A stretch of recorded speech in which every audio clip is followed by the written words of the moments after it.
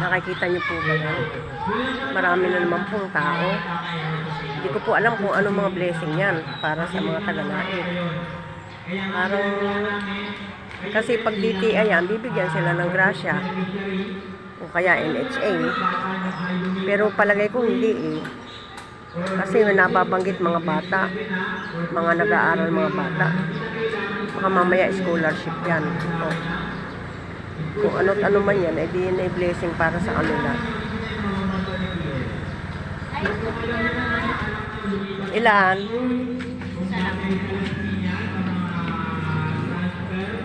Ano yan?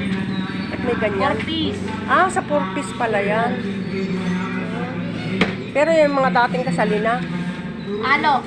Ngayon, tsaka dati. Ah, halo na. Halo pala siya. 5, 6, 7, 8. Magaling sila at merong ganyan. Kasali ka ba? Sala. Ay, mabuti. Kasi may anak. Dalawa ba ang anak mo? Ah, 3 pala. Kala ko dadalo.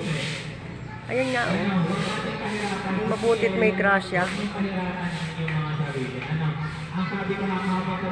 Dami kaninang tubig yan sa court, yung pagkaulang kahapon. Baha, maaga nilang nilinis. Ayan, may tubig-tubig pa rin.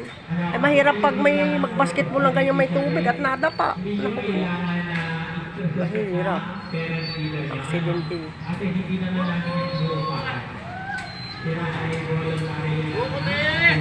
Wala pa akong pambili. Tinan mo, walang laman. Kung meron man na hindi na maibili ng buko, bili mo ng ulam. Guys, saglit lang po na yan. Oh.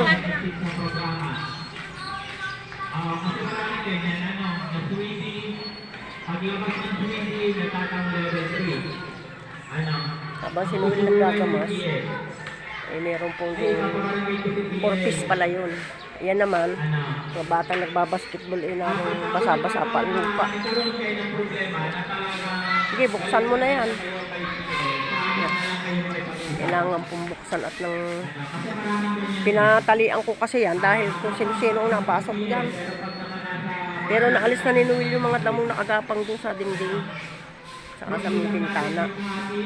Pari naman sa amin meron pa rin. Yung nakagapang pa. Taas na po sa amin ang lahat eh. Sayang. Wala na. Ano na eh. Sa kung ano yung alam nilang clients nyo bilang mortgage beneficiary. At kayo naman yung mga ng FPS